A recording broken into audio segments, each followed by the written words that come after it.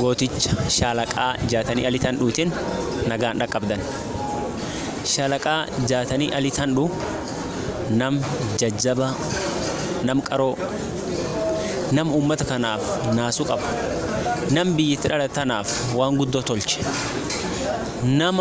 nami akkisa argamuun ulfaatu, hayeegi dhalate ufin laalle itti gaafatamummaa akka waaqii dhaleeni yookaan akkuma waaqii namti fayyaa dhale itti gaafatamummaa addaatiin dhala ilma namaa eegii uumeyyuu waan hundayyuu mo'adha waan kan tolcha waan qajeelsa tolcha jedhee ajaje.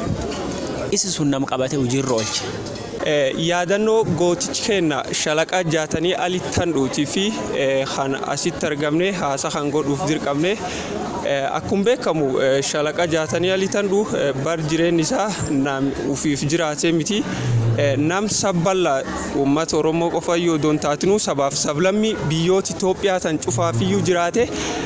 Nulleen har'a kanum sababeeffachuuf yaadannoo gootichi kenna kan maaninnaani ordofilleen duulumaa akkuma jedhan kaanii duriillee yooyyuu kabaju baanne ammatti yeroo isiin nutti taatetti wanni cuftinuu barumaan eegatanii yeroo jalqabaatii fi aan akka nam tokkootti guyyaa Shalaqaa Jaatanii Alii Tandhuu Juulaay 2 kan kabajuun kun anaaf yeroo jalqabaati yaadannoo gootichaati waan baay'ee natti dhagahama ture. Maan yoo jennu Shalaqaa Jaatanii Alii Tandhuu akkuma inni baanu janni malkaa qaroon malkaa dureessi malkaa nami kuni namar dhallee akeekii isaa mul'atii isaa daayyan isaa gubbaa jirtu ofuma inni jiraate lubbuun hin jirre malee Shalaqaa Jaatanii Alii Tandhuu hardhallee baddaa gammoojjii Boorana hedduu jira jechuudha mul'atii isaa. Shalaqaa Jaatanii Alii Tandhuutiin Juulaay 2 Baga waliin nu ga'eedha. Kan irraa naansee wantoota inni hojjate keessaa is tokkochka ta'e barumsi idilee jechuudha. Barumsi idilee kunini akka biyyattiitti bar warri jirsuni naannoon Booranaa barumsi idilee omaayyuu hin qabachuu danda'ama. Kanaafuu sun dhabeessaafuu warri asitti qabamanii barataa turanii. Kanaaf inni kan irraa ka'ee naannoo Booranaa jechuudha. Marroo dagatamee ture fedhee barumsi idilee jalqaba. Kan jalqabe Jaatanii Aliiti. Kanaafuu kan inni godhe keessa tokkoffaan man barumsaa high schoolii Yaavellotti kan ammaan tan namni hedduun itti baratee fuula hedduu dhaqqabe keessaa tokkoffaan sunirratti illee ilmeen dubraa durii waan barumseedhaan ilmee dubraa dhiisii ilmeen dhiiraatu guddoo barumsi diree irratti carraa hin arganne turre dagatame ture. So inni waan kan haal kan mijeessee akka barumsa argan akka nu fuula ejjin kan akka haalii nu mijaa'e nami tolchi fuula guddaa galata guddaa ka qabisa.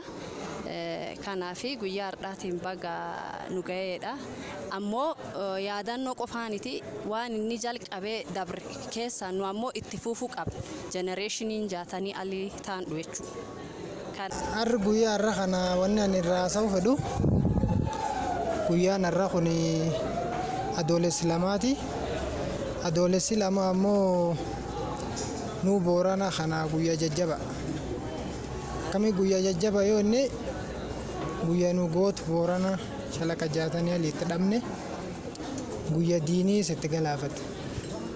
Jaatanii Alii Tandhuu mala namni hin beekne hin jiru gootu Booranaati.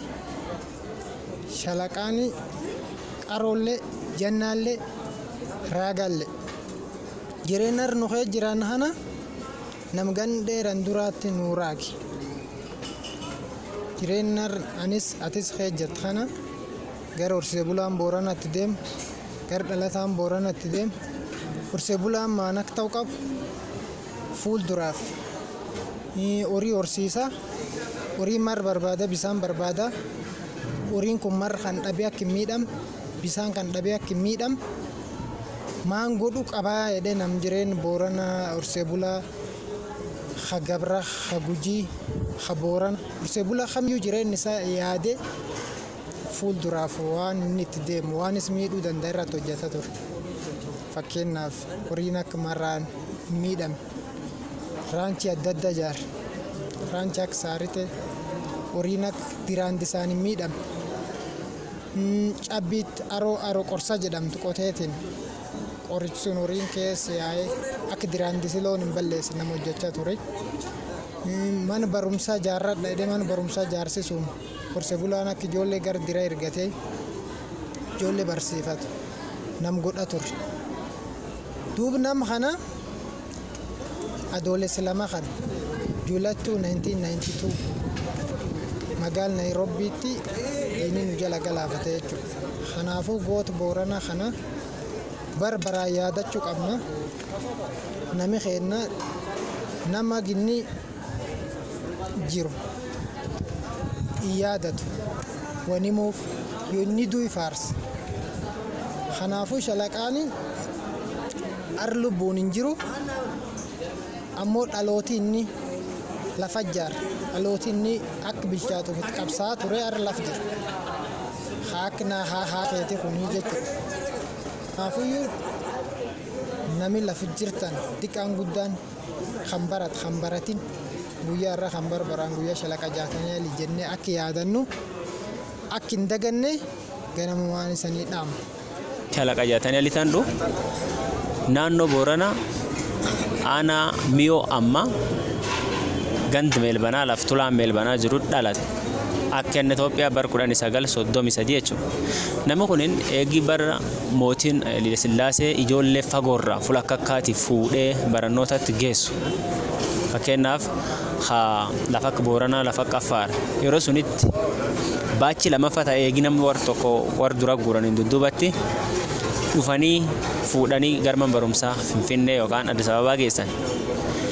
Bar suni man barannoota madaanii alamii kutaa 1-9 kutaa 9-12 ammoo jeneraal Wingeetiin nama barate.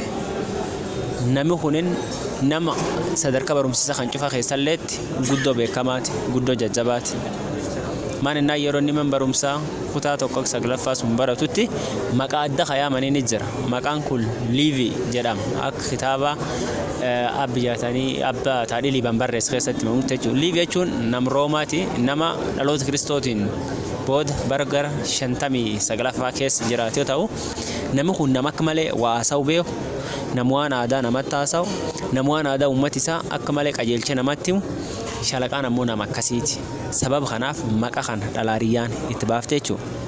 Eegi barannooti isaa xumuranii yookaan ammoo kutaa 12 obbaasen dudduubatti waan adda addaa hojjechuuf yaalii tolche. Fakkeenyaaf nama akka qorata seenaa Profeesar Asmaroon Laggasee fa'aa waliin Boorayyaa naadhee karoorfatee ture. Garuullee hin taane. Sababa sunillee hin taaneef jidduutti Alii lafee jiru jijjiirame barumsa poolisii Abba Diinaa seenee barnoota isaa koorsi isaa tolchee obbaase. Yeroo kanatti ammoo maqaan isaa abbaa kiristinnaa isaa Gashaw Abebeetiin kan mogga'e Maabatsiyoon jedhan itti moggaasan. Maabatsiyoonin hin gaafanne eeyyam isaallee ta'uu baatu kanumaan itti fufe garuuf bakka hojii isaa namni cufti qabeehuun maqaa Jaatanii Alii Tandhuu eegumsuun kan inni sadarkaa Shalaqaattis guddate. Garuu yeroo kanatti yeroo yuunivarsiitii eegi achiin bahin dudduubatti ammallee deebisee yuunivarsiitii Finfinnee yookaan Haile Sillaasee yuunivarsiitii Haile Sillaasee qofa yuunivarsiitii dhangise suni hin seene.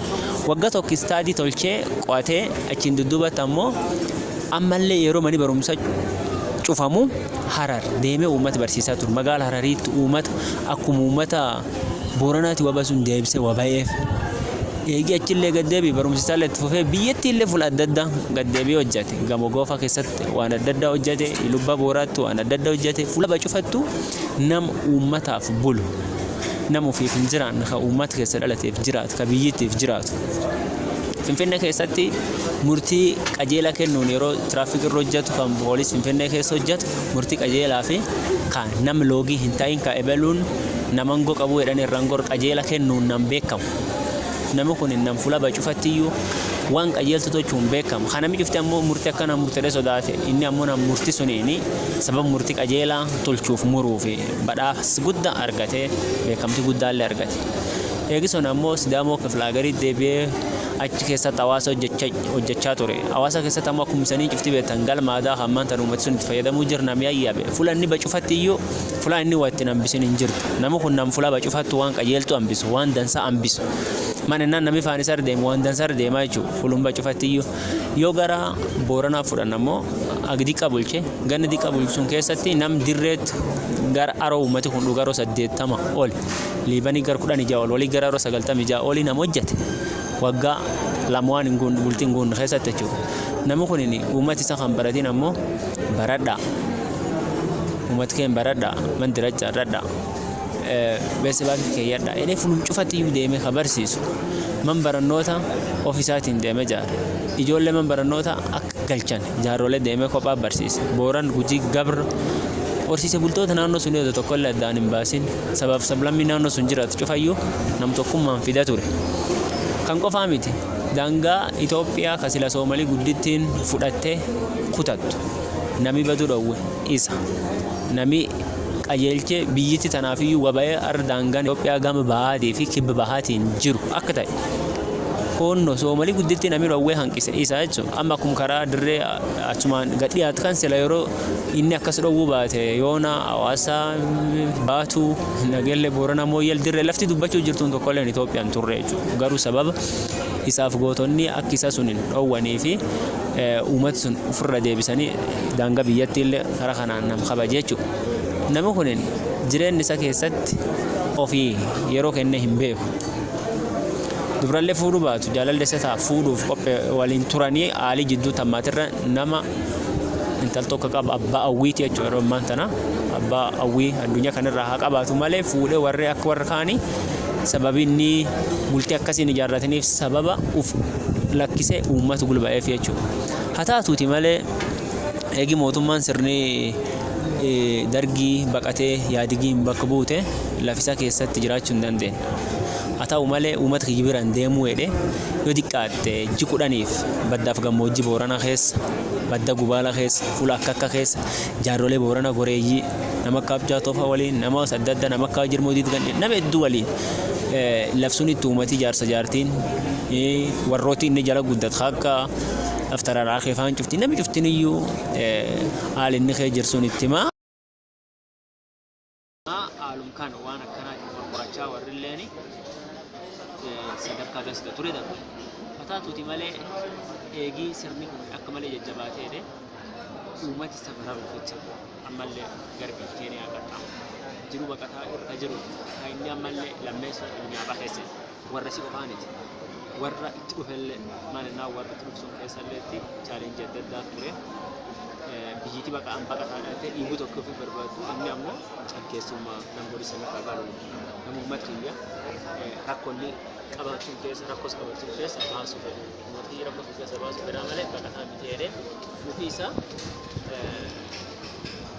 dallaa uummata tokkee achillee tufi dallaa uummata ta'e ofii jiraachisuu yaadeen iyyuu sababa bal'ummaa isaati ta'e mootummaa sun iyyuu uummata gamsuun jiraatu uummata kenna eetisaa bu'ee siyolloo jiraatu waan inni argachuu maal argachuu qabaa jedhee mootummaa chaalenji yeroo kanatti biyyiti arfordofaa jirtuu fi biyyiti achitti walitti danda'e diinii irra horatee guyyaa har'aa kanaa Adoolessa 2 gala jechuudha magaalaa Naayiroobii hoteela Nagaadhan. Egaa Shalaqaan duulle mul'atisaa iddoon wanni arbuuran keessatti argama wanni argi Oromiyaatti argama jechuun mul'atisaa daandii mul'atisaa ibsee mul'atisaa waan inni jalqabu yuunivarsiitiin Boorana Kafalee dhalate waan inni armaan dur yuunivarsiitiin tun akkanaa ta'uu qabdii man barumsaatti jedhee tolche. Kanaafiyyuu nama kun qixxee nama eenyullee namni lubbuun jiru caalaa uummata isaatii har'aallee fayyaduu jira eenyuyyuu caalaa. Kanaaf nu yaadachuun isi yaadachuun waan inni tolche galmaan ga'uu daandii inni jalqabu uummataaf bal'isuu waan inni ammoo mul'ati isa kan inni jalqabe gidduu wareegam fulaan ga'uu ammallee akka inni uummata fidisuun uummata fiduu maana naan inni walqixxummaan fide yeroo barisa ebeluun gosa akkasiitii saba akkasiitii wanni hedhan jirtu uummati cuftiniyyuu isaa wal qixxe namummaa isaati. Fakkeenyaaf warrooti waan isa dubbatanii nama akka isa corruption hin jiru sababi isaa inni nama gargari hin qoodu waan ta'eef. Fakkeenyaaf waan akka malee nama ajaa'ibaa yeroo bulchaa naannoo Booranaa tokko mootummaan Itoophiyaallee raafamaa jiru sunitti uummataaf jecha meeshaa hospitaala Nageellee Booranaa deemee mootummaa irra dhabeenyaan Keniyaa horii baasee deemee bitata. Garuu yeroo sunillee challenge godhanii atakkamtu Keniyaa bitaanaan uummata kiyyaa fedhee hin injifatu karumaa seer qabeessa karuma gumrukii galchee namni akkasii gammaatti hin jiru. Makiina uummati sun daangaan gamoo jiran ittiin fayyadamuu danda'an deemee Keniyaa irra seensise horii baasee jechuun yoo inni Itoophiyaa hin jiru. Sun cufayyuu biyyi sun itti dhachuuf osoo hin ta'e uummati sun sadarkaa of wareegachuu cuftii balleessa gaafatamee jedhan ammoo uummataa fedhe inni nama uummataa fedhe waan isa lubbuu isaatii iyyuu irra hin jirre waan isa galaafata tolche ammoo uummatuu fi malka dabarsuu jechuudha.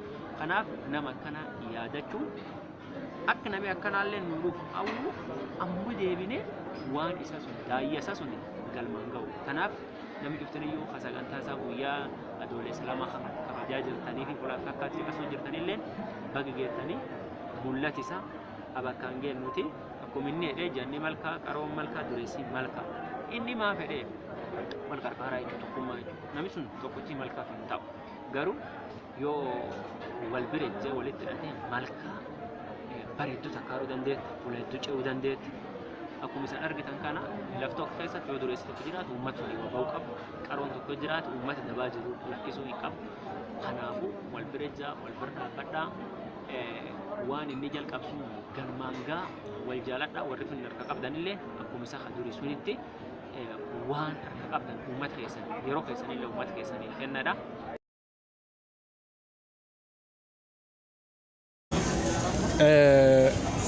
Juun lama gootichi keenya Shalaqaa Jaatanii Alii Tandhuu yaadannoo isaatiif farda ol geenne innaa hiriyyootii keenya irbaayee waan isaa jabeen isaa erguddin isaa cufaa himtee jirti.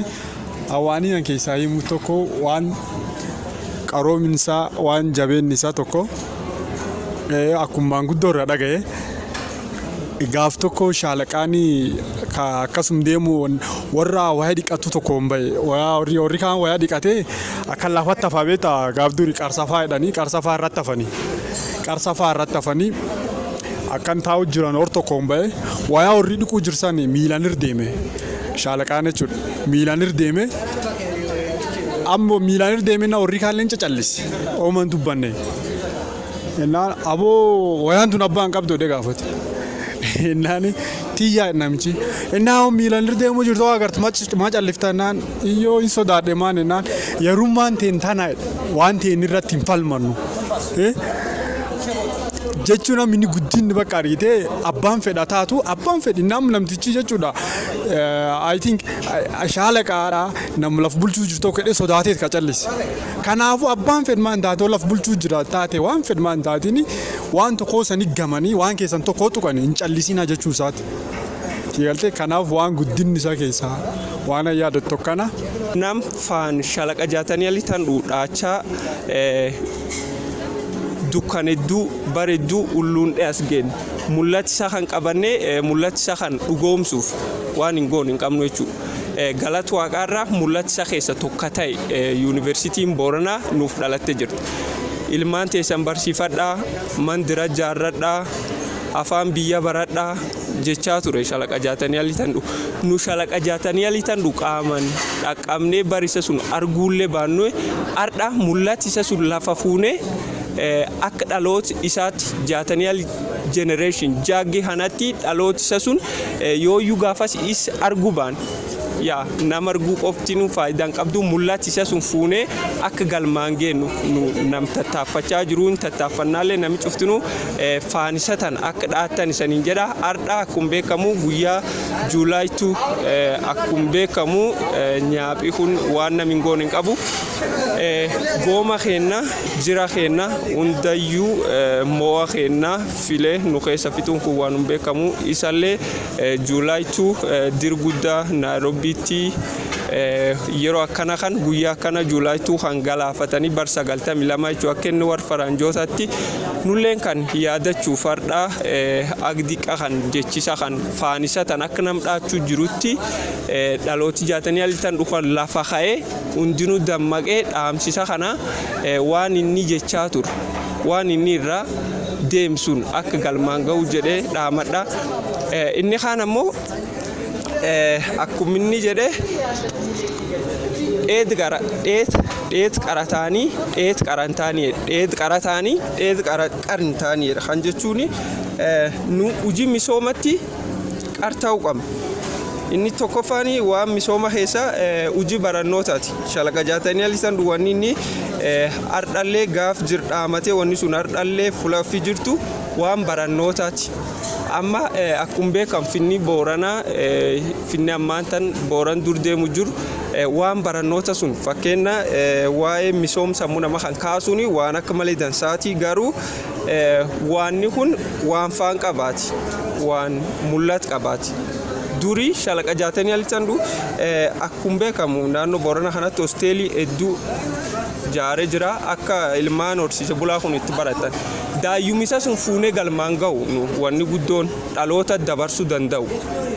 Akka waan ofii yookaan kireetti godhaniitti ilaaluu odoo hin taatinu yeroo baay'ee maqaa isaa ol kaa'amnee mul'isu. Amsila akka godina Booranaatti akka Oromiyaatti yooyyuu guyyaa shalaqa jaatanii alitan dhufa yaadatan taate waan akka malee dansaatu wanni cuftinuu akka namitti qabaniif malee sila shalaqaanii nam barbaraan yaadatamu. Maanifennaan as jiraannee sadarkaa am jirhan irra ga'uun kuniyyuu daayyaa isaa tanii mul'at hojii inni durii hojjatettu asiin nu baasee jechuudha. Kanaaf ammoo nu dhalootii kun dhalootii hojii shalaqa jaatanii alitan kanaan asiin ba'e. Kanaaf maqaa isa kana leellifnee ol fuunee addunyaa mul'isuu qabna jechuudha. Maqaa isa kana maqaa shalaqaa kana. Kanaafuu dhaloota kiyya kan jaatanii alii jenereeshinii kanaa wanni an dhaamu guddooni guyyaa isa tan yaadattanii daayyaa isa tan akka galmaan geettan mul'ati isa kan qabattanii faan isa tan akka dhaattan mirga bitaa akka irraan gorree jedha. Hundinuu keessan bag guyyaa gootkeen shalaqa jaatanii alii tan dhuutiin isan ga'e saniin jedha. Bag waliin geenne hundi keessanuu bakka jirtanitti biyya adda addaallee biyya keessaaf biyya alaallee jirtan hundinuu guyyaa shalaqa jaatanii alitan dhufan akka yaadattan isaniin jedha. Barbaraan Juulaay 2 kan akka yaadattan isaniin jedha.